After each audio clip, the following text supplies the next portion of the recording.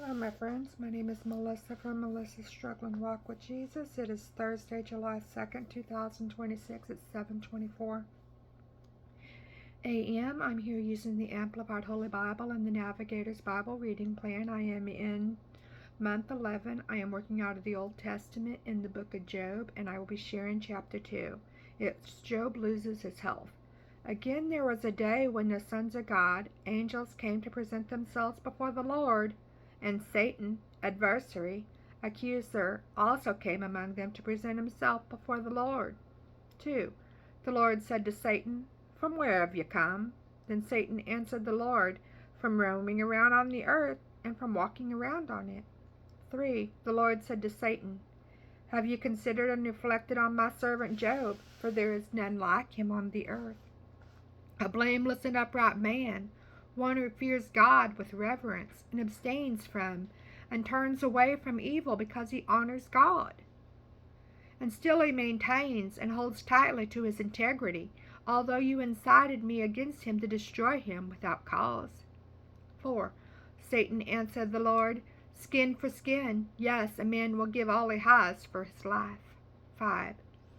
But put forth your hand now and touch his bone and his flesh, and severely afflict him, and he will curse you to your face.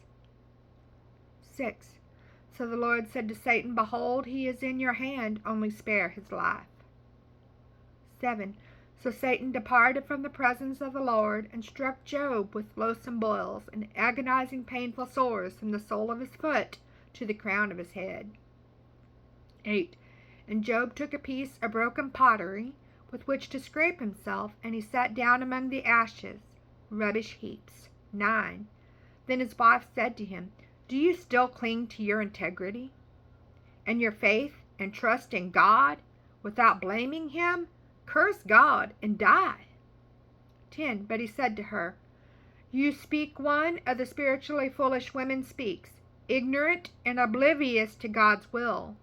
Shall we indeed accept only good from God, and not also accept adversity and disaster?" In spite of all this, Job did not sin with words from his lips. 11. Now when Job's 3 friends heard of all this adversity that had come upon him, each one came from his own place: Eliphaz the Temanite, Bildad the Shuhite, and Zophar the Naamathite. For they had made an appointment together to come to sympathize with him and to comfort him. 12. And when they looked from a distance and did not recognize him, because of his disfigurement, they raised their voices and wept.